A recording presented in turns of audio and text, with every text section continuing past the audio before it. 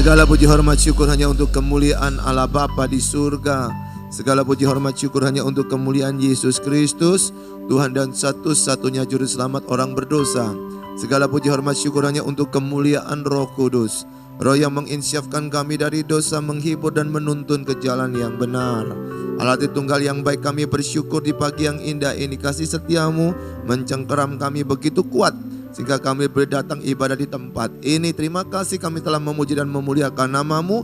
Sejenak kami ingin menikmati sebagian firman-Mu.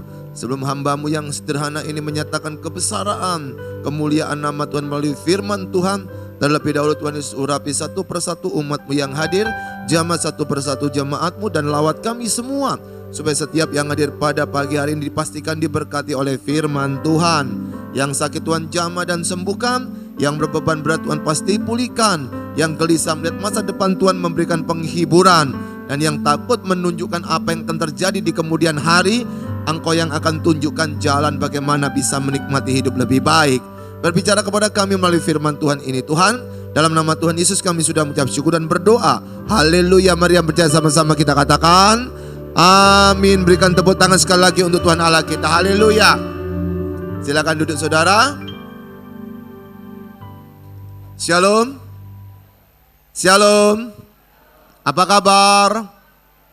Ada sukacita? Coba lihat senyumnya dong. Shalom. Apa kabar? Ada sukacita? Mana mesemnya? Saudara, Alkitab berkata hati gembira adalah obat yang manjur. Amin. Tapi semangat yang patah keringkan tulang.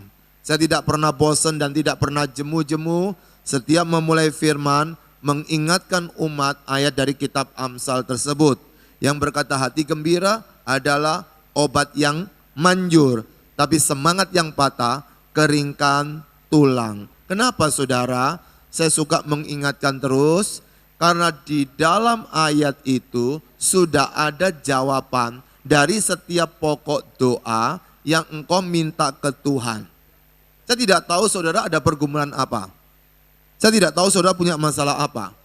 Jawabannya sudah ada, bahwa hati gembira adalah obat yang manjur. Tapi persoalannya adalah siapa yang percaya mulutnya Tuhan. Kita ini orang percaya Tuhan pastilah. Dan mungkin saya tidak yakin kau tidak percaya Tuhan. Tapi orang yang percaya Tuhan tidak otomatis dia percaya firman Tuhan. Sebaliknya orang yang suka bicara tentang ayat-ayat Alkitab belum tentu dia percaya Tuhan. Itu dua hal yang berbeda. Kalau orang percaya Tuhan, dia tidak percaya firman Tuhan, dia tidak pernah bisa menikmati firman. Saya kasih contoh. Ada orang berkata bahwa Tuhan Maha Kuasa. Ada orang berkata tidak ada yang mustahil bagi dia. Tapi kenapa hidupnya penuh khawatir? Kenapa hidupnya penuh ketakutan? Karena dia tidak pernah melakukan firman. Tapi sebaliknya, ada orang suka berteriak-teriak dari ayat Alkitab, jangan takut. Tapi ternyata hidupnya takut juga. Mengapa? Karena dia merasa dia harus berjuang seorang diri, seakan-akan yatim piatu, tidak ada yang tolong. Maka dari saudara, orang percaya Tuhan itu tidak otomatis percaya firman. Orang yang suka baca Alkitab belum tentu dia percaya Tuhan. Itu dua hal yang berbeda. Kalau saudara berjuang tiap hari untuk menyatukan keduanya, itulah orang Kristen. Tapi kalau cuma salah satunya, itulah orang agama Kristen. Dua hal yang beda. Maka dari itu perjuangan kita seumur hidup untuk menikmati hidup ini adalah selain engkau percaya kepada Tuhan, tapi pikirkan baik-baik. Apakah engkau juga percaya firman Tuhan? Tidak gampang lo percaya firman. Tidak percaya omongan Tuhan itu tidak gampang. Saya kasih contoh saudara. Saudara kalau punya anak yang usia di bawah 10 tahun, yang usia di bawah 12 tahun, itu anak pasti percaya orang tua. Tapi anak yang percaya orang tua, belum tentu dia suka menaati omongan orang tua. Belum tentu percaya mulutnya orang tua. Buktinya, saya mau tanya, anak Anda percaya orang tua, tapi orang tua suruh tidur siang, belum tentu mau dia.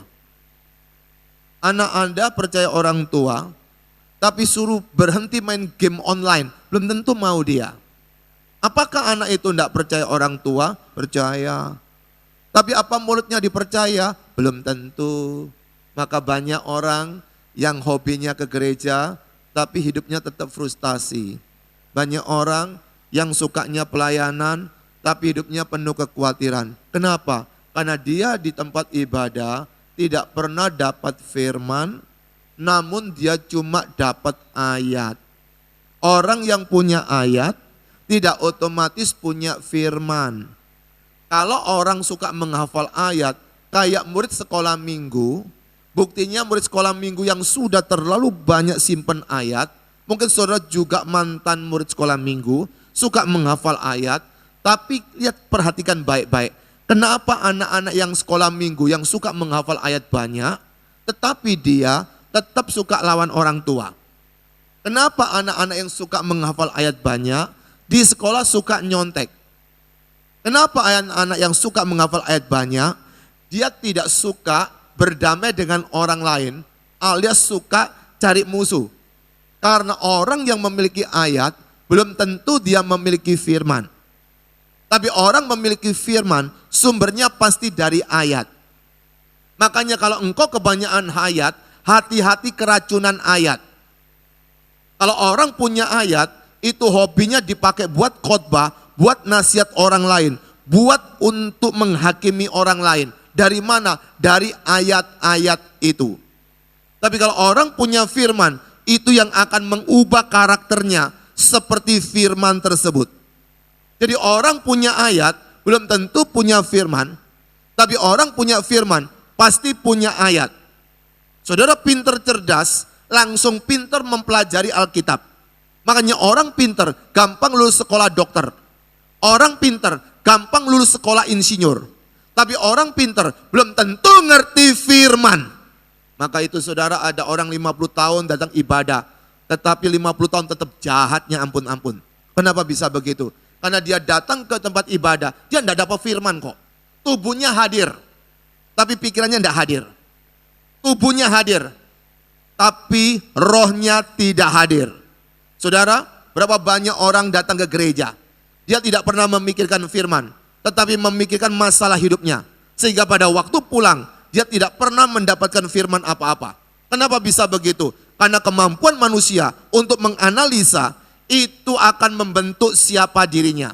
Pada waktu engkau dengar firman, tetapi engkau tidak merenungkan firman, tapi mencocokkan dengan nasibmu setiap hari menghadapi persoalan, maka yang terjadi, firman tadi tidak pernah berguna bagi orang itu. Oleh sebab saudara yang dikasihi Tuhan, hati-hati kalau engkau sudah menikmati firman, tapi tidak menampilkan seseorang seperti karakternya Tuhan Yesus, jangan-jangan dia tidak punya firman. Saudara tahu, kalau engkau punya HP, HP-mu boleh merek apapun juga, boleh mahal seperti apapun juga, pada waktu sering dipakai, maka otomatis setelah itu akan dicas. Diisi listrik, betul? Supaya baterainya terisi lagi. Setelah dicas, dipakai buat telepon lagi. Kemudian ketika dipakai, habis lagi, dicas lagi. Kemudian dipakai, habis lagi. Itu terus menerus sampai kapanpun seperti itu. Hidup manusia ini tidak berubah sih. Kita kan cuma tunggu jadwal mati toh. Sama juga engkau ngecas firman besok entek, ngecas firman besok habis. Nah HP saudara kalau dicas terus, lalu dipakai lagi, cas, pakai, lama-lama ada seorang yang punya usul. Gimana kalau langsung aku ngecasnya, isi baterainya sekalian 1 minggu sekali. Apa kira-kira hasilnya? Pernah nyoba baterai Anda dicas 1 minggu? Hasilnya apa? Hah? Rusak. Makanya hati-hati, kebanyakan simpen ayat bisa rusak. Mungkin seumur hidup baru dengar khotbah berani ngomong kayak gini. Kenapa? Orang pikir kalau sudah sering ibadah, suka baca ayat pasti sehat. Oh belum tentu. Saya sudah keliling saudara dari Sumatera sampai Papua. Saya sudah ketemu orang dari daerah Kristen sama daerah bukan Kristen. Saudara, disitulah perbedaan. Makanya Yesus pernah berkata, banyak yang dipanggil, sedikit yang dipilih. Kenapa? Karena orang bisa menikmati Tuhan bukan karena kehebatan dia, tetapi karena engkau bisa menikmati kasih karunia Tuhan. Orang pinter ngerti ayat. Orang pinter seperti Albert Einstein, seperti Sir Isaac Newton, belum tentu ngerti ayat. Bagaimana dia bisa menikmati firman? Tergantung hubungannya dia dengan pemilik firman. Kalau dia dengan pemilik firman hubungannya harmonis, maka dia akan bisa menikmati isi ayat-ayat tersebut. Jadi mulai hari ini jangan kecewa ya sama seseorang yang pandai bicara ayat, tapi hidupnya bejat. Jangan kecewa orang yang pandai berbicara tentang ayat, berkhotbah tentang ayat, tapi hidupnya jahat. Kenapa? Karena dia tak punya firman. Bagaimana dia bisa dipaksa untuk hidupnya sesuai firman? Nggak punya. Makanya Yesus pernah mengecam ahli Taurat seperti kuburan yang berlabur putih, tapi dalamnya bangkai, kerangka. Apa artinya saudara? Artinya kelihatannya penampilannya bagus, tetapi di luarnya dia tidak seperti, di dalamnya tidak seperti di luar dia. Kenapa saudara? Karena orang tersebut cuma jaga penampilan atau jaim saja, tetapi di dalamnya tidak pernah dia mengalami perubahan. Itulah firman yang saya sampaikan tadi pagi. Hari ini saudara yang dikasihi Tuhan, kita melanjutkan seri tadi pagi tentang jadilah kuat. Orang kalau tidak kuat, dia tidak gampang menghadapi kenyataan hidup. Kenapa ada orang cengeng merengek-rengek meskipun dia sekolahnya tinggi luar biasa? Karena dia tidak kuat menghadapi persoalan hidup. Engkau boleh punya penyakit AIDS, HIV AIDS dengan stadium yang begitu tinggi. Tapi kalau engkau kuat, engkau tetap produktif, engkau tetap kreatif, engkau tetap inovatif. Tetapi kalau engkau tidak punya penyakit apa-apa, tubuhmu sehat walafiat. Tapi kalau engkau tidak kuat menghadapi hidup, tidak ada karya pun yang bisa engkau persembahkan untuk bisa dinikmati Tuhan, apalagi dinikmati oleh sesama kita. Orang kuat, dia bisa menghadapi persoalan hidup. Orang kuat bisa menikmati segala yang sedang dia hadapi hari ini. Saya tidak tahu hari ini kau punya masalah apa. Tapi kalau engkau tidak kuat, engkau susah untuk berdiri tinggi. Seperti gedung. Saudara tahu, ongkos yang paling banyak untuk membangun sebuah bangunan gedung atau tower, itu pondasinya. Kalau pondasinya cuma 10 meter, gedungnya tidak boleh tinggi-tinggi. Tapi kalau pondasinya sampai 25 meter, gedungnya bisa lebih tinggi lagi. Maka dari itu saudara, banyak orang kepingin berhasil luar biasa tinggi-tinggi. Tetapi ketika tidak kuat, hasilnya apa? Dia akan korupsi. Lihat di Jakarta banyak orang korupsi. Kenapa bisa korupsi? Karena tidak kuat menghadapi kenyataan hidup. Pada waktu tidak kuat saudara, disitulah dia ambil uangnya negara. Di situ dia ambil uangnya orang lain. Kenapa? Dia rasa biasa. Semua orang begitu kok Pak. Kalau semua begitu kenapa saya tidak lakukan seperti itu? Kenapa dia tidak punya pendirian? Karena dia pikir selama dia ada kesempatan menjabat, dia bikin dosa banyak-banyak. Setelah itu dia sembahkan ke tempat ibadah, dia pikir Tuhan akan mengampuni orang itu. Saudara, itu bukan ajaran Alkitab. Alkitab tidak pernah mengajar seperti itu. Pada waktu engkau ingin mempersembahkan kepada Tuhan, pikirkan baik-baik. Apakah uangmu halal atau tidak? Jangan pikir gereja tempat cuci uang. Saudara, ada seorang hamba Tuhan tinggal di daerah Doli di Surabaya, di Jarak situ. Itu teman saya hamba Tuhan. Dia umur sudah 60 tahun. Dia sedang bangun gereja. Pada waktu sedang bangun gereja, tiba-tiba suatu hari datanglah seorang wanita cantik, bawa uang hampir 10 juta, kemudian datang ke tempat itu. Lalu kemudian dia berikan kepada Pak Gembala, Pak Pendeta, saya terbeban untuk bangunan gedung ini. Oh ya? Tapi Pak Gembala itu berpikir keras. Kenapa? Dia kayaknya pernah lihat wanita ini, cantik ini. Kemudian dia tanya, kamu uang dari mana? Sampai kamu mau berikan untuk gereja di tempat ini. Saya nabung. Pekerjaanmu apa? Ya, pekerjaan swasta biasa. Kemudian ditekan lagi sama Pak Gembala. Kamu kayaknya tinggal di daerah situ ya? Kamu kerja apa? Kamu punya rumah bordir ya? Saudara, karena ditahan, dipres, ditekan, kemudian Pak Gembala berkata, saya tidak bisa terima uangmu, silakan bawa kembali. Mungkin ada tempat lain mau terima, saya tidak bisa terima. Kenapa tidak bisa terima? Karena dia belajar untuk bisa menikmati kekudusan. Bagaimana uang hasil kejahatan, dia bisa persembahkan kepada Tuhan.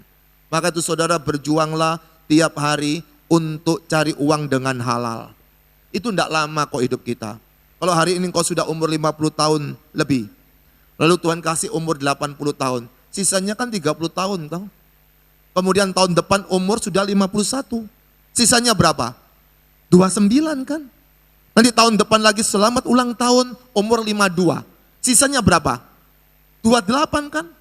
Jadi semakin kau panjang umur, sisanya tambah apa? Tambah pendek. Panjang umurnya, pendek sisanya serta mulia. Semakin kau panjang umur, semakin pendek. Engkau mau hidup berapa lama? Tapi di dunia tidak lama. Maka itu jangan terlalu kecewa kepada suamimu. Suamimu tidak lama kok. Biar dia selingkuh silakan.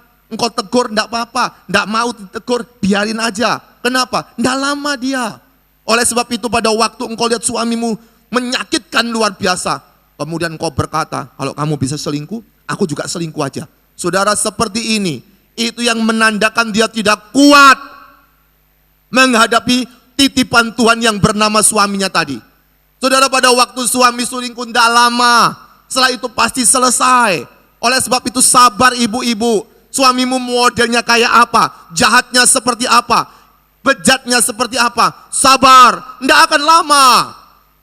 Tetapi bapak-bapak, engkau harus lebih kuat, karena istrimu lebih awet, lebih tahan lama. Bisa 90 tahun, bisa 100 tahun. Makanya di Alkitab ada istilah doakan janda-janda. Tidak ada doakan duda-duda. Saudara yang dikasihi Tuhan, selama kita hidup dunia, sifatnya sementara semua. Engkau boleh hebat, engkau boleh kuat. Siapapun dia, suatu hari pasti akan tenggelam. Engkau boleh mengejar cita-citamu setinggi langit. Suatu hari tidak akan dipakai. Teman saya banyak lulusan dari Eropa, dari Amerika. Di Surabaya dia kerja apa? Ada orang lulusan dari luar negeri. Di Surabaya cuma jaga toko. Buat apa sekolah tinggi-tinggi sampai ke Amerika? Buat apa sekolah tinggi-tinggi sampai Guangzhou? Buat apa sekolah tinggi-tinggi sampai ke England? Tetapi ketika dia kembali Indonesia, dia tidak bisa pakai apa-apa. Kalaupun dia bisa pakai ilmunya, umur 50-60 tahun, dia tidak pakai juga. Saudara, kenapa yang fana engkau perjuangkan habis-habisan? Kenapa yang sementara engkau sampai bela-belain berbuat dosa untuk merusak hubunganmu yang kekal dengan Tuhan?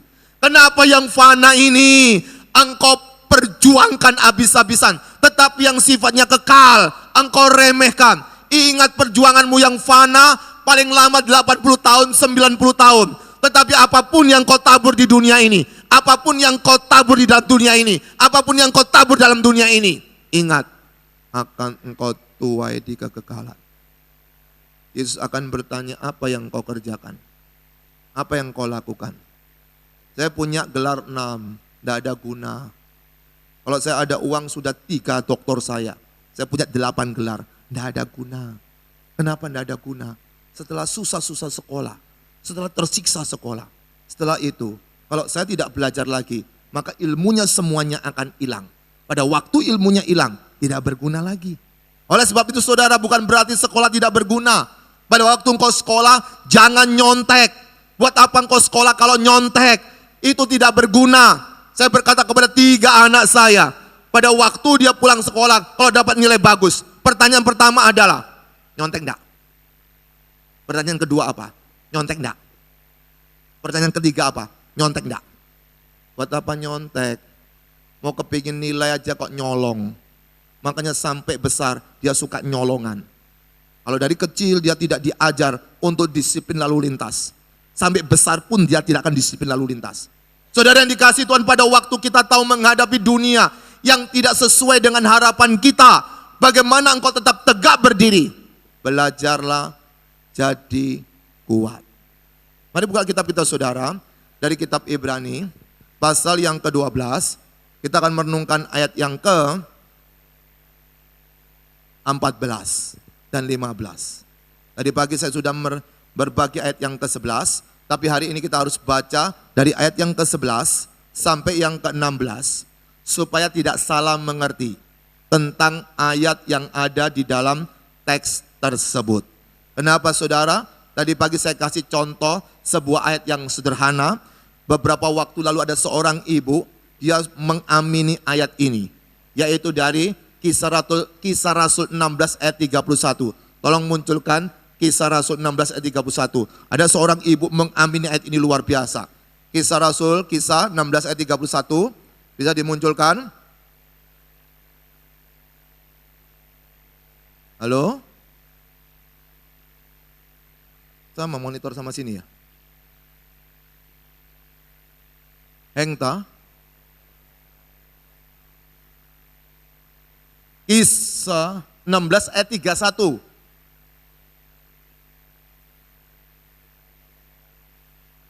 Jawab mereka, percayalah kepada Tuhan Yesus Kristus dan engkau akan apa? Selamat. Engkau dan apa? Seisi rumahmu. Wah, ketika baca ayat ini banyak yang suka mengamini. Kalau ayat ini berdiri sendiri, maka orang tak perlu menginjil. Maka Matius pasal 28, jadikan seluruh bangsa muridku, itu batal. Kalau orang pakai ayat ini aja, lalu dia mengamini, maka bagaimana dia bisa menikmati Roma pasal 10? Iman timbul dari pendengaran. Pada waktu orang mengamini ayat ini berdiri sendiri, itu berarti orang selamat bisa diwakili oleh orang lain. Tapi apa yang terjadi saudara? Sesungguhnya dalam Matius pasal 16 ayat 31, jawabannya di ayat yang ke-32. Perhatikan baik-baik, ayat yang ke-32 berkata seperti ini. Lalu mereka apa? Memberitakan firman Tuhan kepadanya, keluarga itu, dan kepada semua orang yang apa? Ada di rumahnya. Jawabannya apa? 31 di 32. Maka itu jangan suka ambil ayat yang sesuai selera. Pasti keliru, karena Alkitab tidak turun dari langit, tapi Alkitab merupakan satu rangkaian cerita. Alkitab tidak langsung diberikan langsung jadi, langsung orang itu nulis sesukanya. Oh tidak, tetapi ada sebuah kisah. Makanya engkau perhatikan baik-baik Alkitab, ceritanya itu bisa menjadi sebuah cerpen, cerita yang pendek. Karena suratnya pendek-pendek, kisahnya pendek-pendek. Sekarang bandingkan dengan kitab suci agama lain. Habis cerita ini cerita lain, habis cerita ini cerita lain, habis cerita lain. Kenapa bisa begitu? Itu yang membedakan Alkitab tidak turun dari langit. Maka dari itu saudara, kalau engkau ingin memahami Alkitab, baca sendiri, ikuti ceritanya, akan ada jawabannya di situ. Maka engkau akan mengerti apa yang sedang menjadi pergumulan orang-orang waktu itu. Kembali ke dalam Ibrani pasal yang ke-12, kita lihat ayat yang ke-11 sampai yang ke-16, kita baca berganti-gantian. Ibrani pasal yang ke-11, 12, ayat yang ke-11 sampai yang ke-16. Silakan dibuka. Yang sudah ketemu katakan amin. Amin. Yang di belakang aman. Puji Tuhan. Kalau udah ketemu semua, saya undang saudara bangkit berdiri, biar emosi sama saya. Orang emosi itu batal ndak jadi ngantuk. Tapi kalau orang ndak mikir, gampang ngantuan. Kenapa di gereja orang gampang tidur? Karena dia menikmati hidup yang damai sejahtera, kemudian dia tidur nyenyak, maka pada waktu pulang, kalau datang shalom, tapi waktu pulang, shalom! Belum tentu urapan Roh Kudus. Tapi dia tidur sak seliutan. Nyenyak sekali, 7 menit, nyenyak 6 menit. Maka orang tidur nyenyak yang cuma 7 menit, 8 menit itu lebih dinikmati daripada tidur 6 jam tapi tidak nyenyak. Maka dari itu saudara jangan kaget, banyak orang datang ibadah itu cuma pindah tempat tidur. Lumayan di tempat ini full AC gratis lagi. Ya, tidur bisa menyegarkan tubuh. Oleh sebab itu hati-hati, jaga diri baik-baik, karena hidup itu sebuah keputusan. Saya akan membaca ayat yang ke-11, Ganjil 13 dan 15. Saudara membaca ayat yang ke-12, 14 dan 16. Memang tiap-tiap ganjaran pada waktu ia diberikan tidak mendatangkan sukacita, tetapi duka cita. Tetapi kemudian ia menghasilkan buah kebenaran yang memberikan damai kepada mereka yang dilatih olehnya.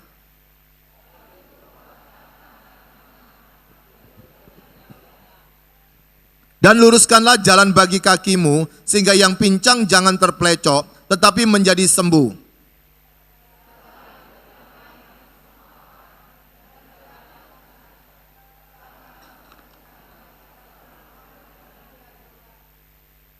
Jagalah supaya jangan ada seorang pun menjauhkan diri dari kasih karunia Allah, agar jangan tumbuh akar yang pahit, yang menimbulkan kerusuhan dan yang mencemarkan banyak orang.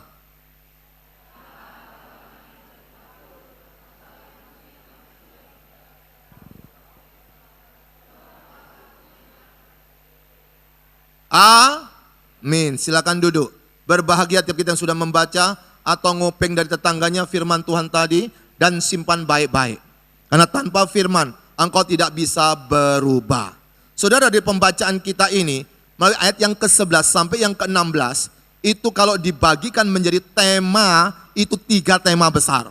Yaitu tentang mengapa kita harus kuat, yang kedua bagaimana kita bisa kuat, dan yang ketiga, apa tujuan kita kuat. Tadi pagi saya sudah berbagi firman tempat ini tentang mengapa kita perlu kuat.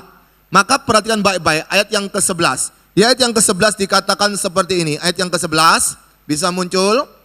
Di ayat yang ke-11 saudara, memang tiap-tiap ganjaran pada waktu ia diberikan tidak mendatangkan sukacita, tetapi duka cita. Tetapi kemudian ia menghasilkan buah kebenaran yang memberikan damai kepada mereka yang dilatih olehnya.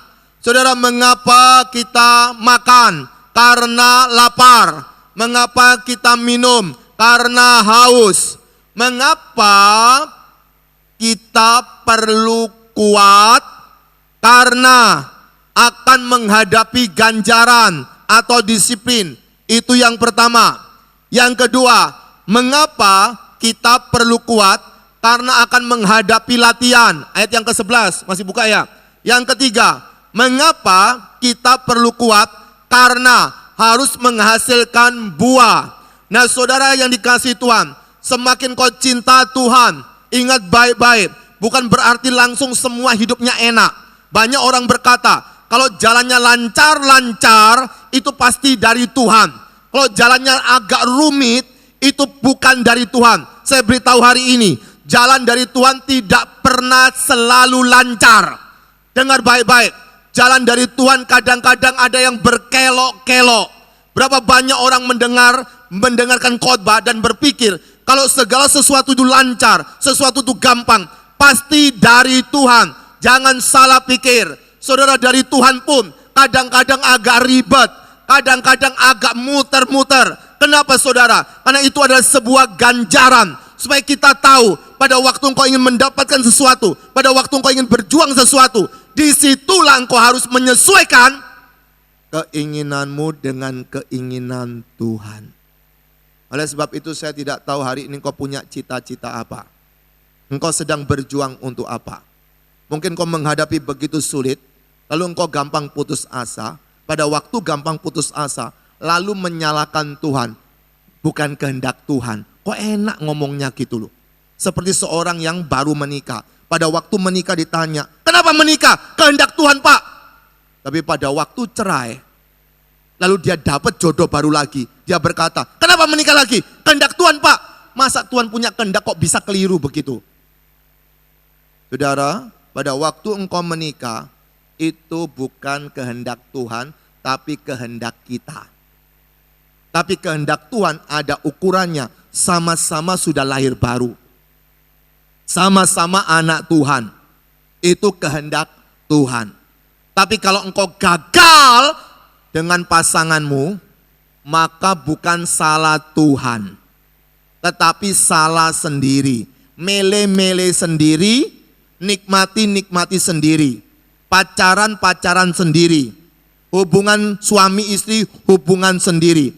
Tapi kenapa gagal? Lalu yang disalahkan Tuhan. Saudara yang dikasihi Tuhan, ketika di seminar perceraian, ada seorang bertanya seperti ini kepada saya.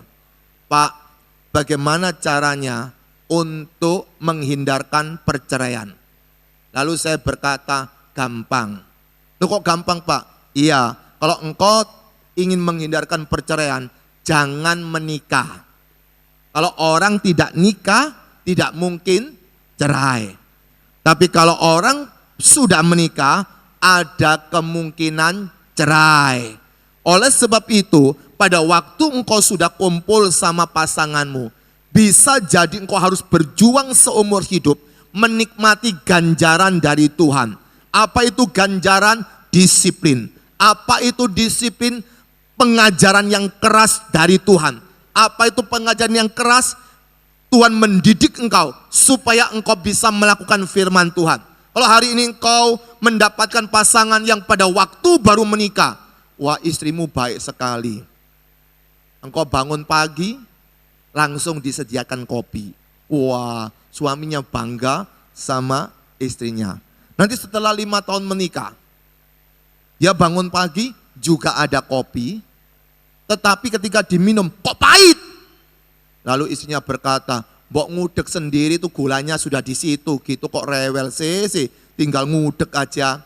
Kalau waktu nikah kopinya cocok dengan seleranya, setelah 5 tahun menikah, kopi sama gula dipisah. Kemudian sudah menikah 10 tahun, pagi hari tanya, mana kopi? Itu loh sudah air panas tak siapin, males tinggal nuang aja, tinggal ngaduk kan sudah jadi kan. Itu kalau sudah menikah sampai 15 tahun. Kalau sudah menikah, sudah 17-18 tahun, mana kopi? Itu di lemari, sudah tak beliin kopi. Tinggal ngambil sendiri, masak air di LPG kan bisa. Gitu aja kok susah amat. Kan semakin tua suka rapi-rapi toh. Nggak boleh terlalu ribet lalu dirapikan semua. Nanti kalau sudah 25 tahun menikah, mana kopi? Ya beli aja sendiri di Alfamart, beli aja di Indomart. Sudah berubah, tetap melayani, ya melayani. Tetapi pendekatannya sudah beda. Maka pada waktu kita tahu seperti ini, itu lakinya akan ngerasa dongkol sekali. Tiba-tiba dia jumpa seorang gadis muda, nanti melayani lebih baik, dia akan noleh ke sana. Kenapa? Yang dia pikir cuma apa yang bisa dia dapat. Maka dari itu saudara, kalau manusia hidup cuma ukurannya seperti itu, dia tidak pernah bahagia menghadapi kehidupannya. Dia penuh tekanan ketika menghadapi kehidupannya. Maka dari itu saudara hati-hati. Ketika engkau menikah ada ganjaran. Ketika engkau tidak menikah tetap ada ganjaran. Oleh sebab itu jadilah kuat.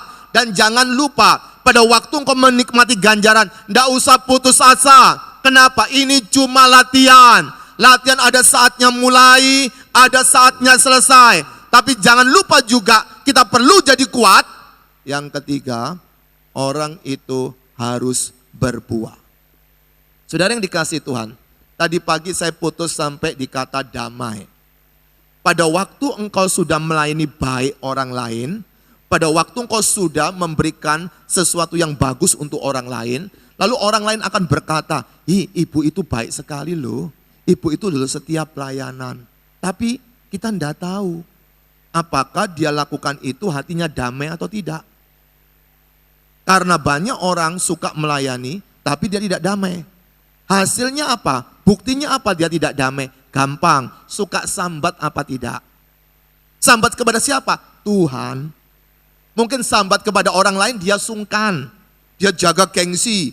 Tapi kepada Tuhan dia curhat enggak. Jadi yang tahu apakah engkau damai atau tidak adalah dirimu sendiri. Pada waktu engkau melayani seseorang, pada waktu engkau ada di tempat ibadah ini, pada waktu engkau ada di kantor, dimanapun engkau berada, pada waktu orang memuji engkau baik, memuji engkau setia, memuji engkau itu ringan tangan, memuji engkau dengan segala sesuatu yang baik luar biasa. Hati-hati, jangan-jangan engkau makan pujian, tetapi sesungguhnya hatimu tidak damai. Maka pada waktu orang itu tidak damai saudara, maka buahnya itu buah palsu. Oleh sebab itu saudara, hari ini belajar jadi kuat, karena kita akan menghadapi ganjaran. Saudara, ganjaran datangnya tiba-tiba. Kenapa? Kalau ganjaran dikasih tahu, namanya ujian saudara. Tapi ganjaran itu untuk mengagetkan kita. Kenapa tiba-tiba seperti ini? Saudara, kalau engkau di sekolah ada ujian, diomongi besok soalnya ini ya, ulangan ini. Tidak mungkin ada anak sekolah datang ke sekolah, anak-anak hari ini ujian. Ujian apa? Kalian sudah belajar apa? Sudah belajar semua, dicari yang tidak ada materinya.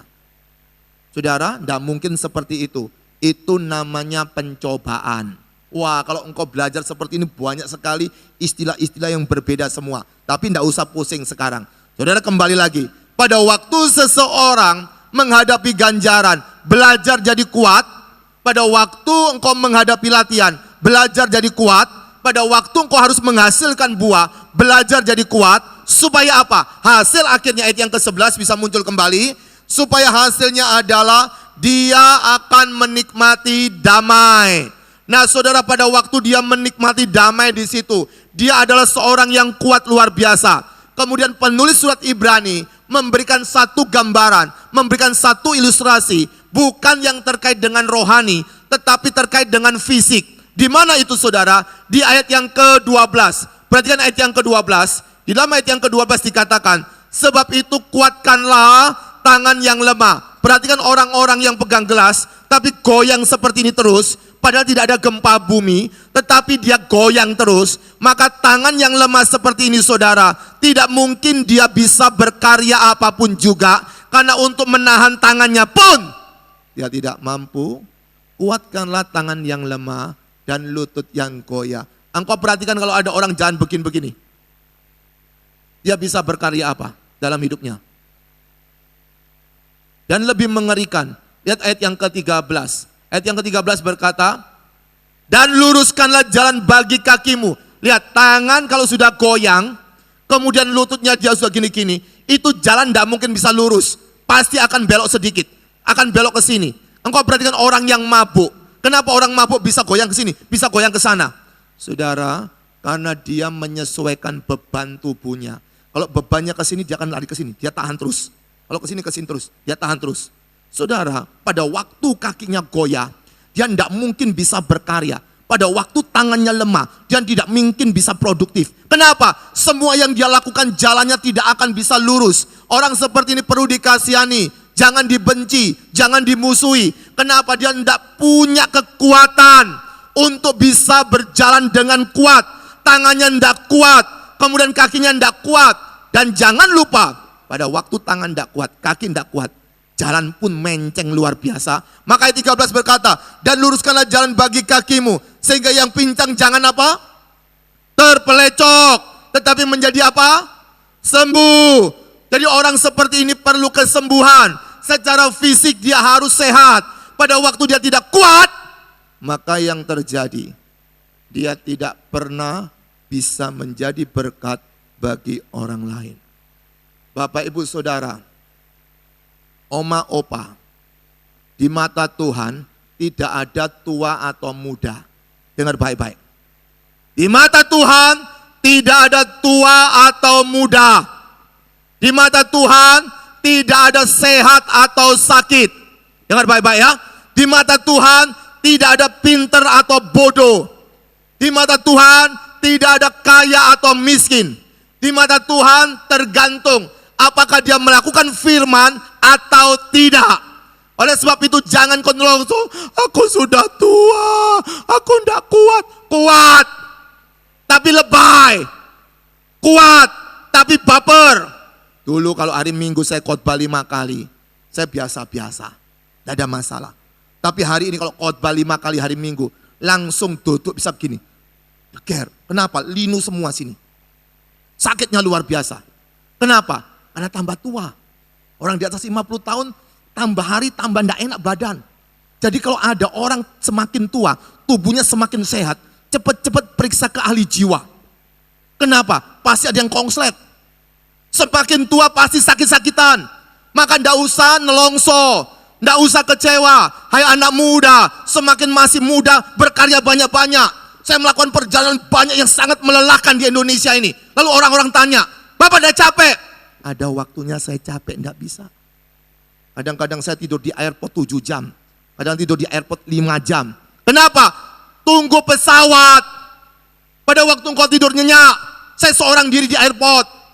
Pada waktu engkau tidur nyenyak, saya sedang ada di pedalaman di NTT. Ada pedalaman di Kalimantan. Saudara, masih kuat. Nanti ada waktunya, enggak kuat. Jadi yang muda-muda, jangan istirahat dulu. Sabar, nanti suatu hari enggak kuat. Saya ngajak anak saya naik ke atas Gunung Ijen. Kemudian saya ajak lagi naik ke atas Gunung Kelut. Itu enggak terlalu tinggi. Saya mau diajak teman saya ke atas Gunung Semeru, saya nyerah duluan.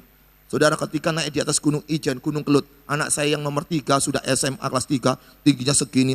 Dia bilang begini sama saya, Papa, gitu aja enggak kuat Papa. Saya cuma bilang sama dia, sabar ya, sebentar lagi suatu hari kamu juga akan ngerti kenapa Papa seperti ini. Anak muda itu sombong. Kenapa? Belum pernah tua dia, suka menghina yang tua. Makanya yang tua-tua suka ngalah, karena dia pernah muda. Pernah tahu gayamu kayak apa. Yang muda-muda belum pernah tua. Anak-anak suka menghina mamanya, goblok kan mama. Ini zaman now, you zaman old. Saudara tahu, suatu hari engkau punya anak, anakmu bilang kamu juga zaman old loh. Anaknya juga zaman now.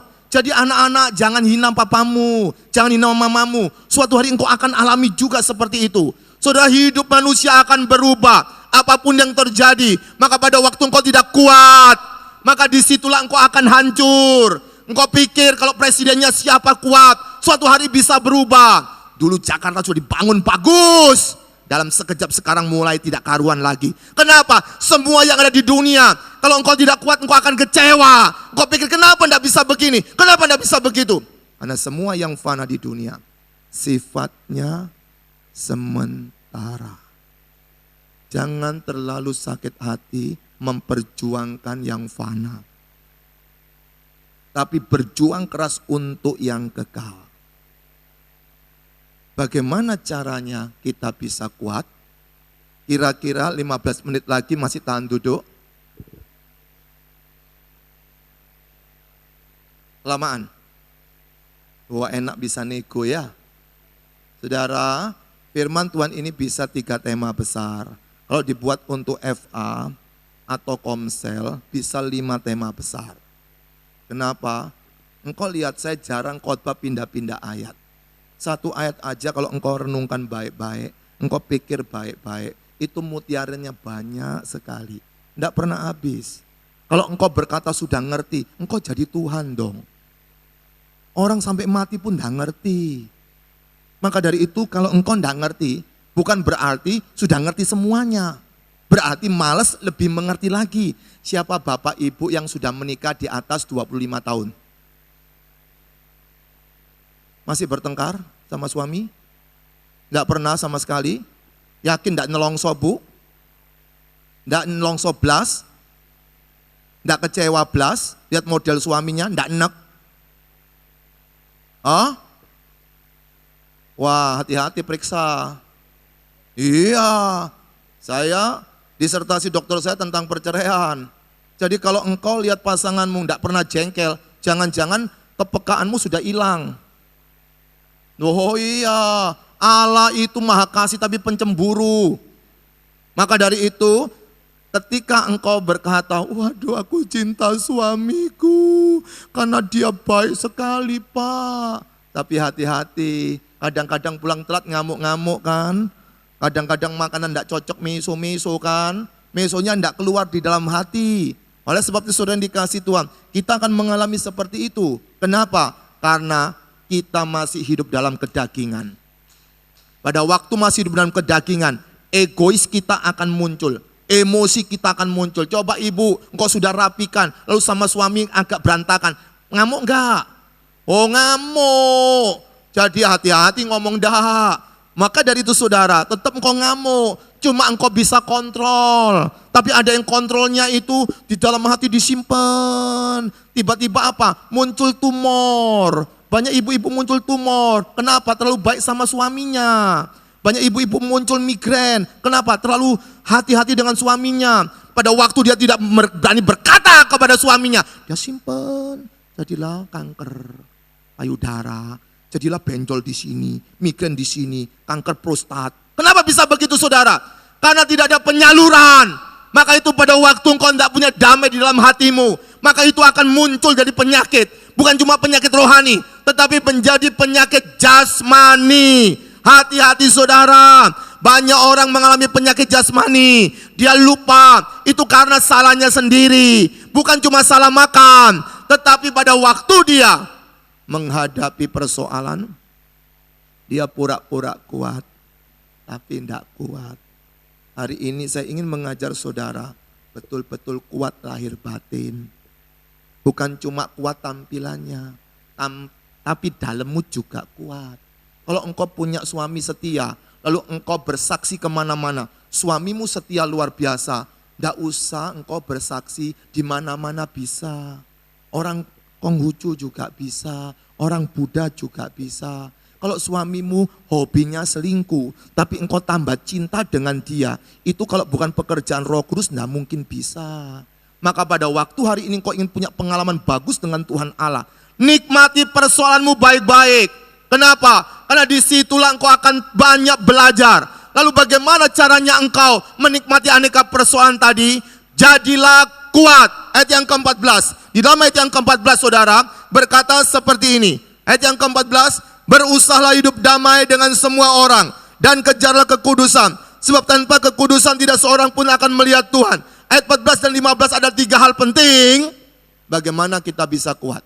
Yang pertama kalau engkau ingin kuat, yaitu berdamai. Kalau engkau tidak bisa berdamai dengan siapapun juga, engkau tidak mungkin kuat. Dalam rumah tanggamu, kalau engkau tidak berdamai dengan suamimu, engkau tidak berdamai dengan istrimu, engkau susah akan jadi kuat. Saudara, Bapak Ibu yang sudah menikah, kalau engkau bertengkar dengan pasanganmu, siapa yang pertama kali ngajak ngomong? Ibu-ibu yang ngomong ya. Bapak Ibu yang pernah bertengkar dengan suami, dengan istri, siapa yang pertama kali ngajak ngomong? Polisi? Siapa? Istri. Saudara, Surabayaan ngomongnya, siapa yang pertama kali ngajak ngomong? Sing waras. Sing waras ngalah. Jadi kalau suamimu yang salah, engkau yang benar, sing ngalah siapa? Sing waras. Tuhan Allah itu waras. Maka pada waktu Adam dan Hawa jatuh dalam dosa, mereka tambah sembunyi, tapi Tuhan Allah yang cari Adam, cari Hawa. Hai Adam, di manakah engkau? Masa Tuhan yang tidak bersalah mencari orang yang salah? Kenapa kalau engkau bertengkar sama suami, yang salah sana, engkau yang kuat-kuatan diem. Kalau engkau mau belajar kepada Sang Penciptamu, yang waras ngalah. Ajak ngomong dia. Yang salah dia, yang ngajak ngomong yang waras. Apalagi kalau yang salah Anda, engkau ajak ngomong itu biasa. Tapi kalau engkau tidak salah, lalu sana yang salah, lalu engkau yang benar, yang ngajak ngomong, itu tandanya waras. Oleh sebab itu saudara, kalau orang waras, maka dia bisa mengerti. Ayat yang ke-14 bisa munculkan ayatnya aja ya kan, kalian bisa lihat muka saya toh? Iya, ayatnya aja. Di ayat yang ke-14 saudara, berusahalah hidup damai dengan semua orang. Saudara, apa yang ingin ditunjukkan di sini? Pada waktu engkau ingin berdamai dengan semua orang, itu bukan akibat doa, bukan akibat engkau ngomong sama siapa, tapi kalau engkau ingin berdamai dengan semua orang, yaitu berusaha. Betul? Orang itu harus berusaha. Kalau dia tidak berusaha saudara, dia tidak mungkin bisa berdamai. Pada waktu engkau berdamai dengan suamimu, pada waktu engkau berdamai dengan istrimu, hai anak-anak yang suka tidak mau ngomong sama orang tua, hormati orang tuamu. Orang tuamu tidak lama, suatu hari dipanggil Tuhan. Tidak usah menghina orang tuamu. Hari ini kau masih anak-anak, suatu hari engkau remaja, suatu hari engkau pemuda, tetapi Tuhan Allah sudah memberikan ukuran. Ada anak yang masih kecil, orang tuanya dua-dua dipanggil. Anak akan mengerti siapa orang tua ketika dia sudah tidak punya orang tua. Seorang suami yang suka menghina istrinya, kalau istrinya dipanggil Tuhan, dia baru mengerti istrinya begitu penting bagi dia. Seorang istri yang sombong, dia kerja keras, menghina suaminya. Kalau suaminya dipanggil Tuhan, dia baru mengerti kehilangan suaminya. Orang tidak mungkin bisa mengerti sebelum dia kehilangan itu. Kalau engkau belum pernah opname di rumah sakit, engkau tidak akan suka jaga makanan. Tapi kalau pernah opname di rumah sakit dan sekarat sudah mau mati, maka engkau menjadi orang yang paling sakti di dunia. Semua makanan tidak mau disentuh, tapi juga mati juga kan. Artinya adalah saudara, orang kalau sudah menghadapi persoalan, dia baru bisa berubah. Saya menemui beberapa pemimpin hebat, pada waktu memimpin, dia tangan besi, dia kerasnya luar biasa. Tapi pada waktu dia sudah turun, dia jadi baik sama orang-orang, telat. Waktu dia memimpin dia baik. Waktu memimpin dia pakai jabatannya untuk menegakkan, katanya menegakkan keadilan, menegakkan kebenaran. Tapi cara yang salah. Pada waktu cara yang salah, dia tidak bisa berdamai dengan siapa saja. Maka syarat yang pertama, bagaimana engkau bisa kuat? Belajar berdamai. Saudara, kenapa ya ada orang susah berdamai dengan orang lain? Jawabannya sederhana. Karena dia tidak bisa berdamai dengan dirinya sendiri. Orang tidak mungkin bisa berdamai dengan orang lain sebelum dia berdamai dengan dirinya sendiri. Contoh, kalau engkau lihat suamimu selingkuh, kalau engkau anak Tuhan, hatimu akan berkata ampuni, ampuni, ampuni. Pikiran berkata kok enak, kok enak, kok enak. Hati berkata ampuni. Pikiran entah ampuni kurang ajar Pak. Hati berkata ampuni. Pikiran berkata jangan coba-coba ya. Saya mengkonseling orang yang mau menikah. Kemudian saya tanya kepada yang ceweknya, bagaimana kalau nanti suatu hari suamimu selingkuh? Wah, kalau selingkuh tak hajar habis-habisan Pak. Dia boleh berbuat apapun juga, kecuali selingkuh. Saya mau tanya lagi, bagaimana kalau selingkuh? Saudara, banyak orang pada waktu masih pacaran yo-yo. Nanti kalau sudah menghadapi kenyataan, dia baru berpikir keras. Pada waktu menghadapi dia nantang-nantang. Tapi pada waktu dia sudah alami, dia baru teriak-teriak. Kenapa saudara? Pada waktu orang tidak berpengalaman, dia merasa semua bisa diatur. Oh, kalau engkau tidak bisa berdamai dengan dirimu sendiri, engkau tidak bisa atur siapapun juga. Saya tahu yang korupsi di Jakarta itu, hatinya menyerang dia terus. Saya tidak perlu jadi paranormal, tapi saya tahu kebenaran firman. Semua hatinya tidak ada damai. Tapi pikirannya berkata, kapan lagi? Aku tidak bisa memberikan orang tuaku rumah, tidak bisa membahagiakan papaku mobil. Kapan aku bisa? Tapi hatinya berkata, jangan! Tapi pikiran berkata, lakukan! Maka ketika tidak damai, yang terjadi, dia tidak bisa menikmati hidupnya dengan baik. Saudara, kalau lampu merah, kuning, hijau, kadang-kadang orang bisa rabun warna. Kalau berhenti itu warna merah bukan? Kalau hijau orang jalan ya. Tapi pada waktu engkau tergesa-gesa, itu bisa rabun warna. Kemudian hati berkata, ayo berhenti. Pikiran berkata, nanti telat. Hati berkata, berhenti. Pikiran berkata, nanti telat. Lama-lama yang terjadi apa? Ketabrak. Oleh sebab itu saudara, hati-hati yang membuatmu tidak bisa berdamai orang lain dengan orang lain. Karena engkau tidak berdamai dengan dirimu sendiri. Tapi yang terakhir ketiga, kenapa orang tidak bisa berdamai dengan diri sendiri? Karena dia tidak berdamai dengan Tuhan Allah. Kalau orang tidak berdamai dengan Tuhan Allah, bahkan doa pun hobinya suka titip doa. Pernah ketemu orang hobi titip doa? Doain dong aku. Kenapa tidak doa langsung? Saya kasih contoh supaya engkau mengerti perkataan terakhir ini. Saudara, saya punya anak 3. Anak nomor 1 sedang menyelesaikan S2, anak nomor 2 sedang semester 5, anak nomor 3 SMA kelas 3. Yang nomor 1, kalau ngambek, itu minta tolong adiknya, mintakan bensin kepada saya. Pada waktu ngomong seperti itu, saya kasih ke adiknya, ini contoh. Kemudian dikasihkan ke kakaknya. Kemudian sama kakaknya dipakai untuk kuliah. kemudian besok pagi seperti itu ke adiknya, lalu dari adiknya balik lagi ke kakaknya. Saudara, pertanyaan saya, lama-lama saya curiga enggak? Kenapa minta bensin pun pakai maklar? Ya, kenapa kok enggak langsung minta? Ini bapamu, ada masalah apa? Kalau mau selesaikan kita selesaikan. Ada persoalan apa? Orang tua aja rasa enggak enak loh. Kalau sampai engkau minta sesuatu melalui perwakilan. Pertanyaannya, kenapa engkau berdoa pun melalui maklar? Kenapa engkau tidak minta sendiri? Itu bapamu. Suamimu tidak selamanya menyertai engkau. Istrimu tidak selamanya menyertai engkau. Pangkatmu tidak selamanya menyertai engkau. Hartamu tidak selamanya menyertai engkau. Teman-temanmu tidak selamanya menyertai engkau. Tapi bapamu akan setia menyertai engkau. Kenapa tidak minta aja? Minta. Tapi kenapa engkau sungkan minta? Ada sebuah lagu berkata, Tuhan sejauh doa. Pernah dengar lagu itu? Berarti masih jauh dong. Saudara, Tuhan tidak sejauh doa. Itu bukan ajaran Kristen. Tuhan sejauh dosa. Itu ajaran Kristen. Coba kita lihat satu iklan dari Yesaya 59 ayat yang kedua. Perhatikan Yesaya pasal 59 ayat yang kedua. Apa dikatakan Yesaya 59 ayat 2? Bisa muncul, ini agak tersiksa ini, operatornya nggak bisa buka WA kayaknya ya. Silakan Yesaya 59 ayat yang kedua, bisa muncul. Tetapi yang merupakan pemisah antara kamu dan Allahmu ialah segala apa?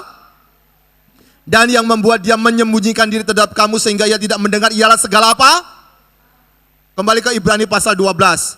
Saudara, hati-hati dengan dosamu. Engkau susah bisa berdamai dengan Tuhan Allah. Maka dari itu hari ini kalau engkau ingin menikmati hidupmu damai, berdamai dulu dengan Tuhan Allah. Buka hatimu, undang Yesus sebagai Tuhan dan Juru Selamatmu secara pribadi. Maka engkau sudah menikmati pendamaian dengan Tuhan Allah. Maka yang kedua, tiap hari akui dosa-dosamu. Jangan suka berbuat dosa. Semua dosa diampuni, tapi sanksinya tetap dipikul. Pada waktu engkau berbuat dosa, Tuhan Allah mengampuni.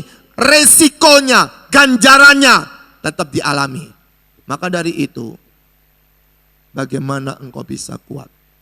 Pertama, belajar berdamai. Yang kedua, bagaimana engkau bisa kuat? Yang kedua, belajar beribadah. Saudara, ibadah itu bukan cuma di gereja. Roma 12 ayat 1 berkata, persembahkan tubuhmu sebagai persembahan yang kudus, yang berkenan kepada Allah. Itu adalah ibadahmu yang sejati. Saudara, kembali ke ayat yang ke-14, bisa muncul. Pasal 12 ayat 14, dikatakan pasal 12 ayat 14, berusahalah hidup damai dengan semua orang dan apa? Kejarlah. Tadi berusahalah, sekarang kejarlah kekudusan. Sebab tanpa kekudusan tidak seorang pun melihat Tuhan. Saya senang dengan tema Ibu Gembala, hidup damai. Kita tidak janjian ya, saya tidak janjian. Saya mempersiapkan khotbah, lalu saya baca tadi pagi, hidup damai dan kejar kekudusan. Saudara, untuk bisa menikmati kekudusan di sini, engkau harus kejar. Ini kekudusan yang apa? Kekudusan bukan untuk masuk ke surga. Ini kekudusan untuk menikmati upah. Kekudusan untuk menikmati pahala. Tapi kekudusan yang terkait dengan surga, itu disebut kekudusan secara posisi. Tapi kekudusan ini adalah kekudusan secara perbuatan. Nanti ada jenis ketiga adalah kekudusan penyempurnaan. Kekudusan secara posisi itu apa? Ketika seorang berdosa, dia pindah dari gelap kepada terangnya yang ajaib, maka dia boleh menyebut Bapa kepada Sang Pencipta. Saya mau tanya, kalau bapaknya kudus, anaknya kudus atau kudis?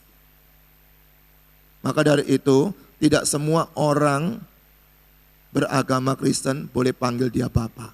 Kalau mau jujur. Kalau engkau tidak kudus, bagaimana engkau mengaku dia Bapamu?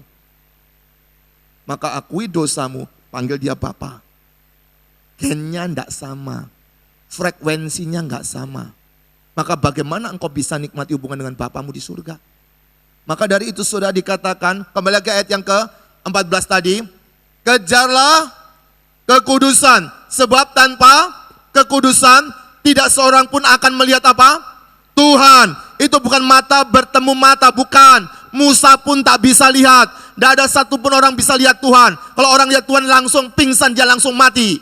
Maka dia bisa lihat anginnya, lihat dari perapiannya. Tapi apa makna daripada seorang pun akan melihat Tuhan, dia tidak bisa menikmati hadirat Tuhan, tidak bisa menikmati hubungan dengan Tuhan. Saya mau tanya saudara, sebelum engkau berdoa, Roh Kudus hadirlah di tempat ini. Sebelumnya memang tidak hadir.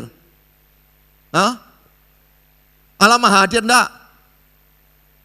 Lalu kalau engkau tidak undang Roh Kudus, dia tidak hadir. Gitu. Roh Kudus hadir di tempat ini, urapi ruangan ini. Saya mau tanya, sebelum engkau ngomong gitu apa dia tidak ngurapi?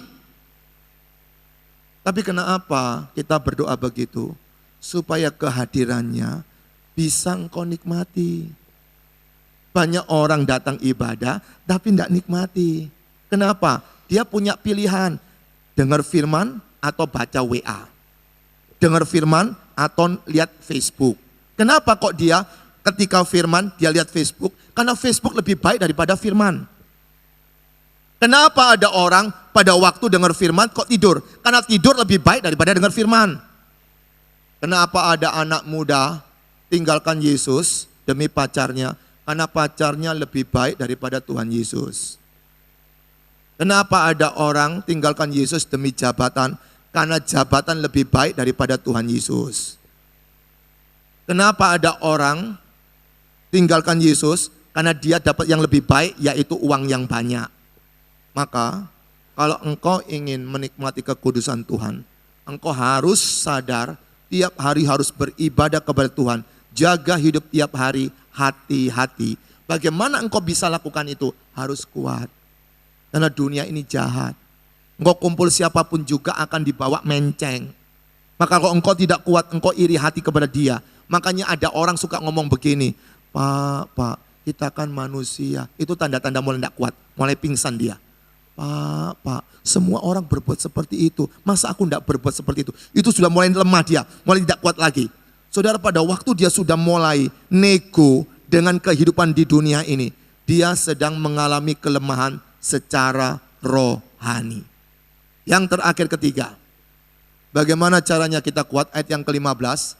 Ayat yang ke-15 saudara berkata seperti ini, jagalah supaya jangan ada seorang pun menjauhkan diri dari kasih karunia Allah, agar jangan tumbuh akar yang pahit, yang menimbulkan kerusuhan dan yang mencemarkan banyak orang.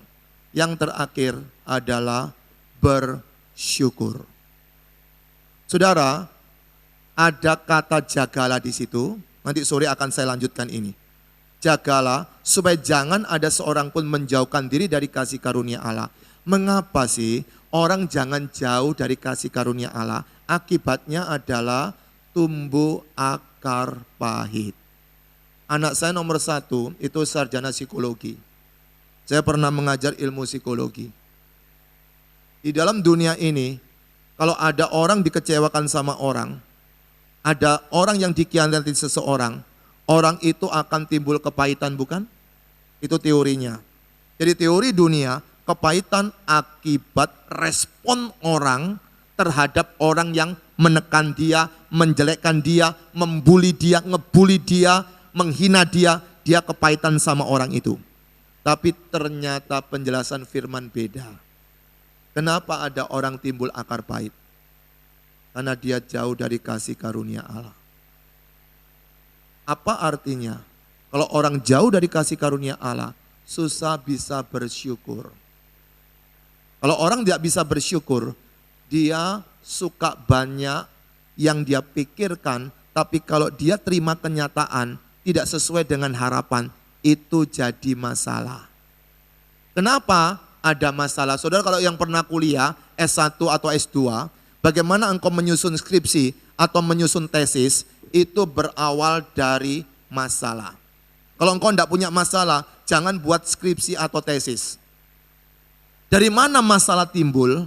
Masalah timbul ketika antara kenyataan dan harapan beda. Engkau punya harapan A, kenyataan B, itu masalah. Maka dari itu, kalau engkau tidak bisa menikmati hidupmu setiap hari, itu tandanya engkau sedang jauh dari kasih karunia Allah. Kalau orang jauh dari kasih karunia Allah, dia tidak bisa terima keadaan apapun juga.